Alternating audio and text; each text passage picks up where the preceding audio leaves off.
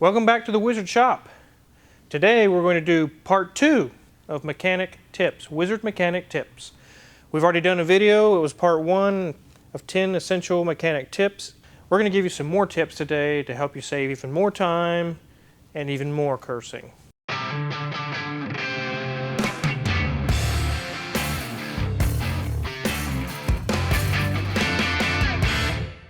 So like I said in the last video, it did really well. It was almost 500,000 views. That was awesome.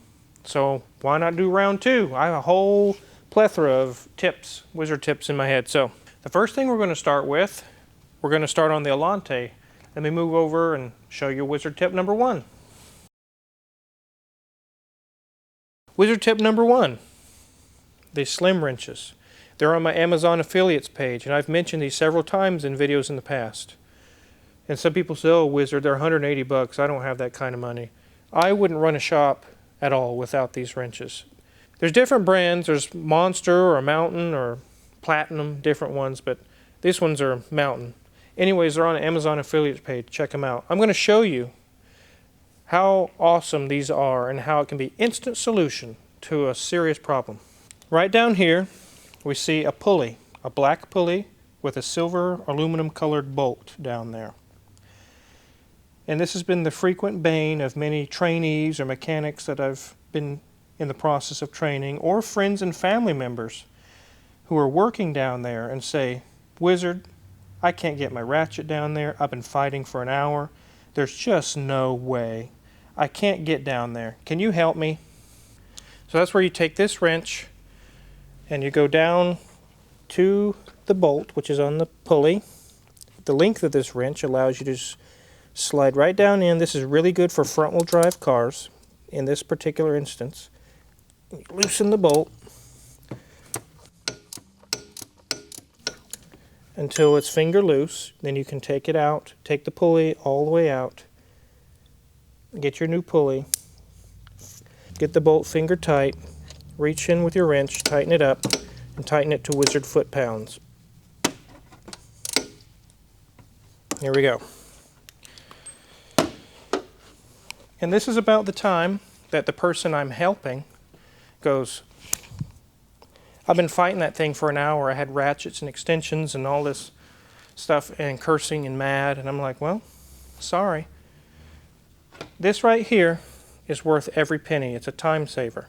I can get in, get out, move on to the next car, and my hands are not banged up like the guy I just helped with cuts and scrapes and blood coming down. And this is totally worth it. 180 bucks is too much, Wizard. No, it's not.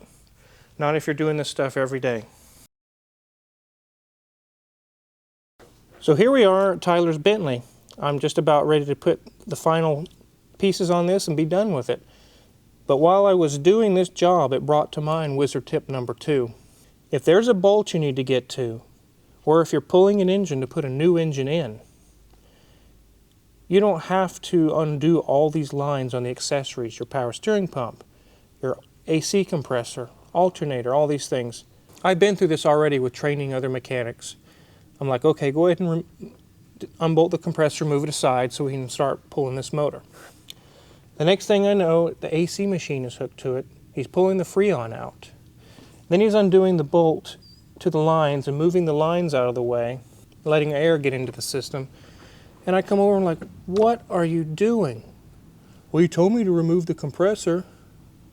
Yes, we're not replacing it, we're just moving it out of the way. You undo the belt, undo the mounting bolts. And look, these are rubber flexible lines.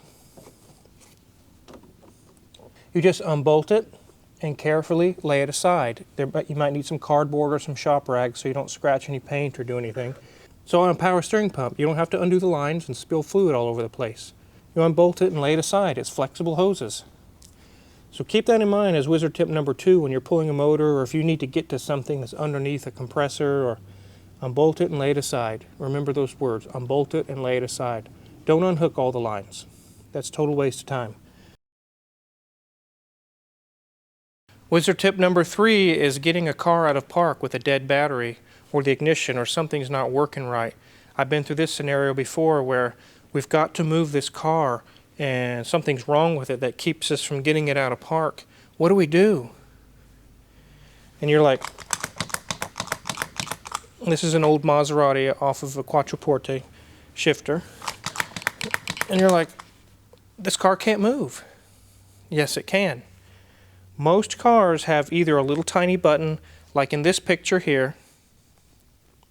You remove the button, you take a screwdriver and poke it, and it'll let you get out of the park. So on this Maserati, it really wouldn't have a button, and sometimes this is the case on these cars too, is you slowly go around and you move the boot out of the way, raise the bezel,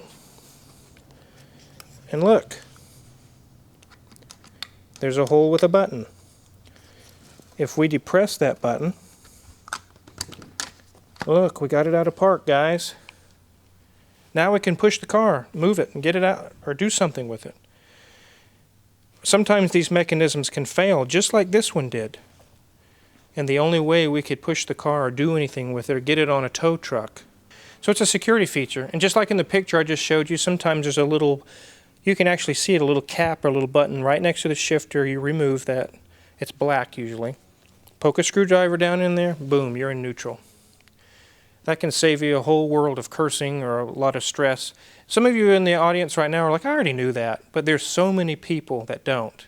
I get phone calls, please help me. I got to move this car, it's this and that. And it's in park and it hasn't driven for years and I don't know what to do. And I talk them over the phone of doing this deal here and they're like, oh wow, thanks. You saved me a ton. So wizard tip number 4 is battery cables and connections. Especially with General Motors vehicles, and not always General Motors with the side post batteries. I just did a 99 Viper battery for a guy this week. It had GM type terminals. But anyway, I can't even count how many times that somebody has brought me a vehicle or out in the parking lot and occasionally this thing just doesn't start. It just click. And I put a new battery in it and I did this and I did that. Or especially the ones that they bring it to me on a tow truck, it won't start. And I see it's a Buick LeSabre or some old Pontiac or something. The first thing I do is I go out, open the hood with the owner standing there, and I go, did you tighten these cables? Oh yeah, they're tight. No, they're not. Absolutely not. That's why your car won't start. So I get my wrench, tighten it down, and you can usually hear sparking when it finally makes the connection. That's it. It starts every time. I get a phone call a week later, yeah man, that fixed it. Starts every time now. I was for sure thinking it was a starter. Or I've had people replace starters. And this is all it was. I put a new starter on it, it still won't. I go out and move the cables just like I just showed. And again, oh my goodness, that's all it was. Always check your battery cables. And it's not just GM cars. Occasionally you get cars with aftermarket battery terminals that have the 2 bolts that squish down onto bare wire. You can wiggle those. Sometimes there's not a good connection there. Always check your battery connections. It's not just 1 or 2 times that I've done this scenario. It's like 50. Wizard tip number 5 is finding clunks in your front end. I don't know how many times I've gotten a car and a customer says it's been to the dealership, it's been to so-and-so's mechanic shop, and it's also been, my brother's a mechanic and he looked at it. I can't find this front end clunk. And all the other shops in the dealership told me that they can't reproduce it, but I can get in it right after the shop visit, and it does it. It's driving me insane. And I always find them. I always find the clunks, and here's how. Open the door. So now that I've opened the door, it's basically like a pry bar, a giant leverage point. And I can rock the car back and forth.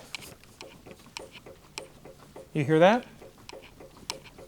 Clunk, clunk, clunk, clunk, clunk. And while your friend is doing this, you can get down on the ground, on a carpet or something, and reach your hand and feel the tie rod end, or possibly a sway bar link, or a sway bar bushing, or a ball joint. Put your hand on it, and just feel it. And you can feel, if it's clunking, you will feel it. It'll be like someone's tapping with a hammer. And you'll be like, ha, I found it. That's wizard tip number 5, and that doesn't seem like it's very complicated to do, but no one ever does it. They go drive the car and they're like, yeah, I couldn't hear it, I don't know where it's at, I don't even want to look, it's too much trouble. All you have to do is rock the car, you can always find it.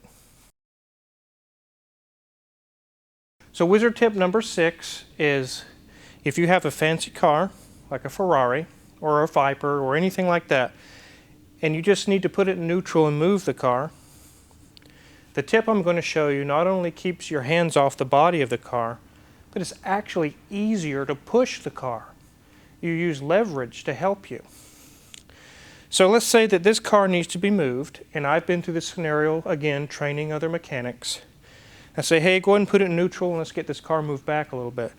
And the first thing they do is start pushing, and I say, stop.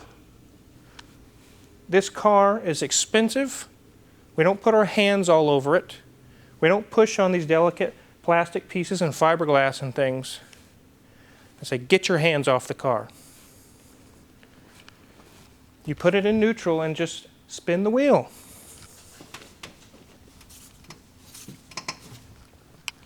It just moves easy. It's actually easier that way than it is pushing the bodywork, and you risk cracking or breaking something. You can do it at any wheel you want.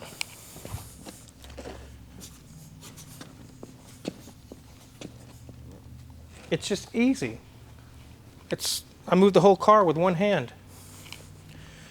If you have a car that you care about the paint job, or it has delicate front fascia like this would, push it with the wheels. It's just so much easier and so much safer.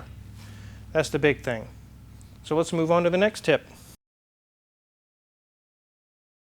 So you have all the lug nuts off, and it's really tight on the hub, and the wheel just won't come off.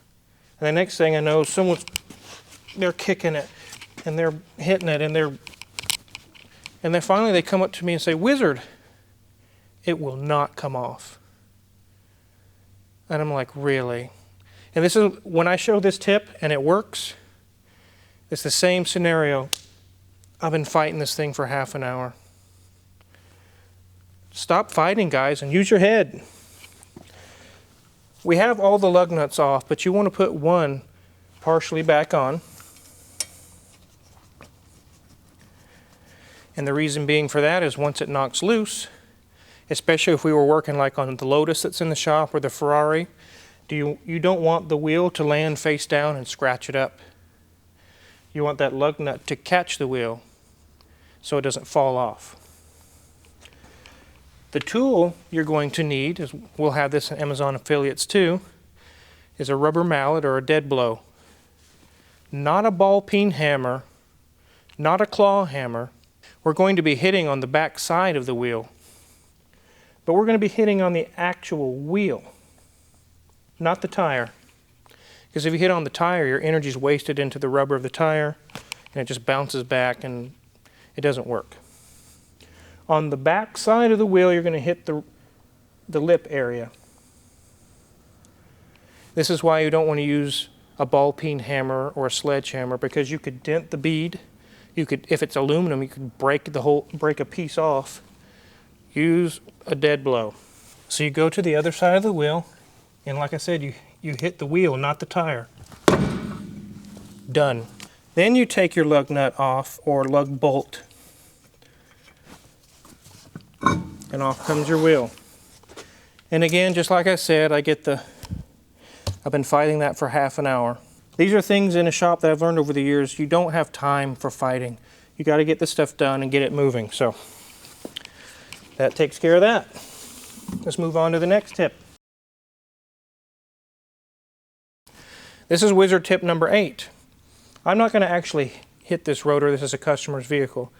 It doesn't need to come off, but I'm going to show you a trick to get drums and rotors off that are stuck so hard that they won't come off. In the last tip we talked about you must use a rubber mallet or a dead blow soft hammer, not a ball peen hammer. But in this scenario, we are going to use a ball peen hammer, specifically the pointed tip, not the flat tip. the actual peening area. So you have the caliper off, pretend all that stuff's off, all these bolts are out, and just rusted, it won't come off. If you're not very good with a hammer, you probably don't want to use this tip. But I'm going to show you what you do. You take and swing back pretty hard in between the studs.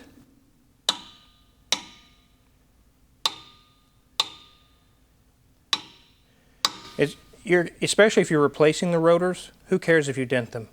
It doesn't matter. You've got to get it off, and you don't have time to fight. You hit them pretty hard. Now you don't want to hit your studs.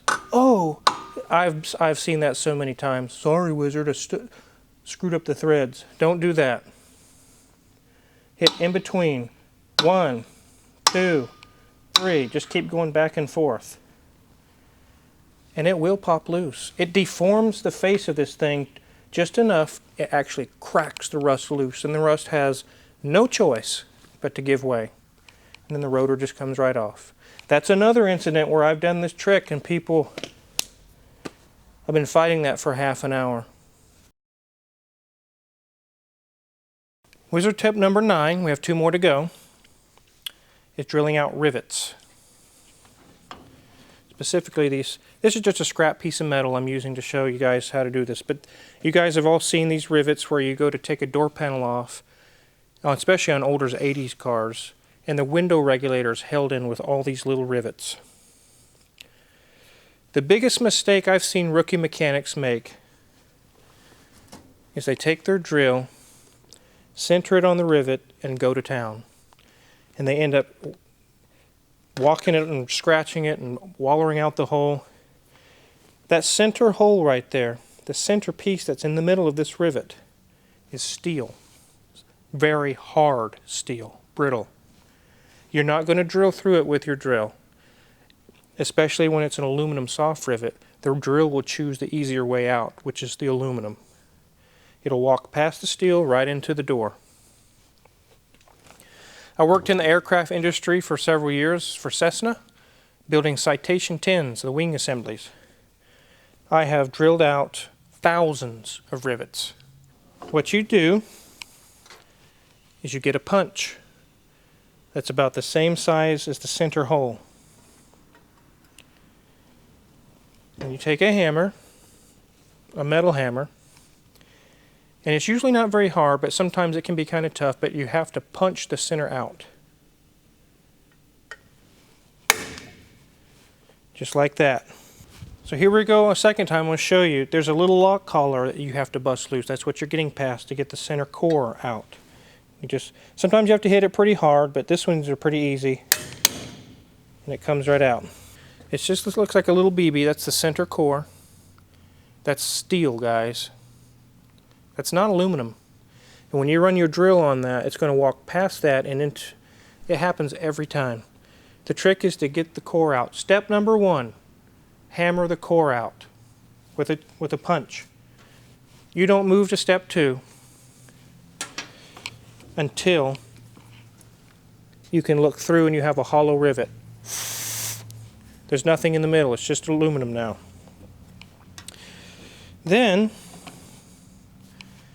you can take a drill bit, it's about the size of the hole that the core came out of, and we're not going to drill all the way through. This is where in the aircraft industry you blew out your hole. You took a 155 size hole and just oversized the crap out of it, and now it's useless. In rivets, when you're drilling out a rivet, you take the head portion off. About the depth of the head.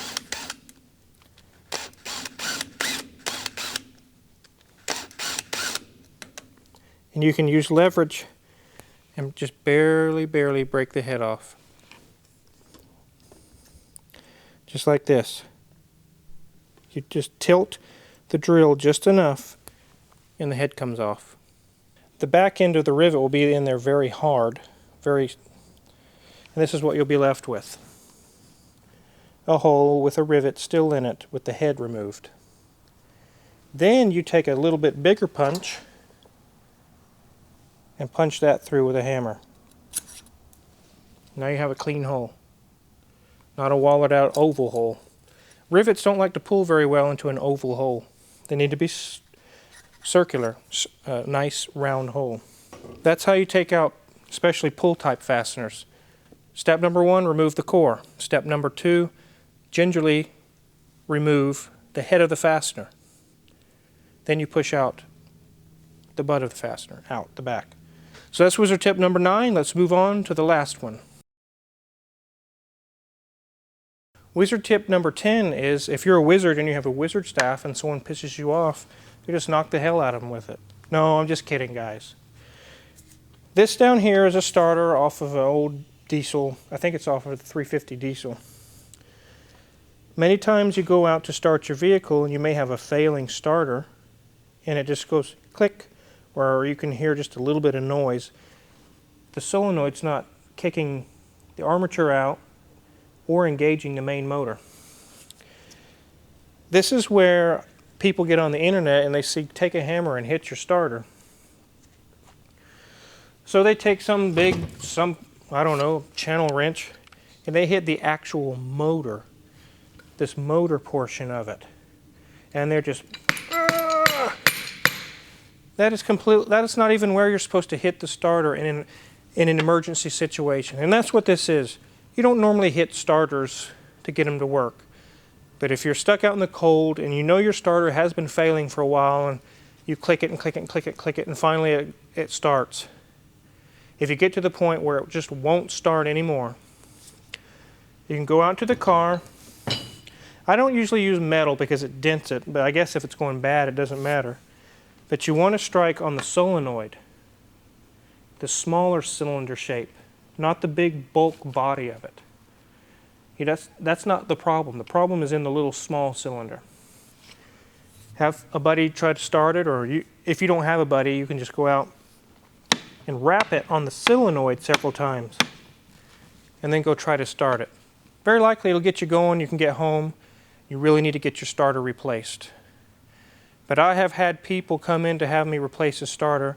I pull the old one out and the actual motor, the body of it, it's just dented all to hell. I'm like, why are they hitting that? That's not even what's wrong with it. I guess it doesn't matter, guys. I guess it's going to rebuilt anyway, but the people that are going to remanufacture the starter probably won't appreciate that. But anyways, hit the solenoid, tap it on there, not hard, you don't want to break it off, but just tap, tap, tap, and very likely that'll get you home. Check my Amazon affiliates page, everything's listed, the tools I just showed you will be listed there. Many, many more tools are listed there.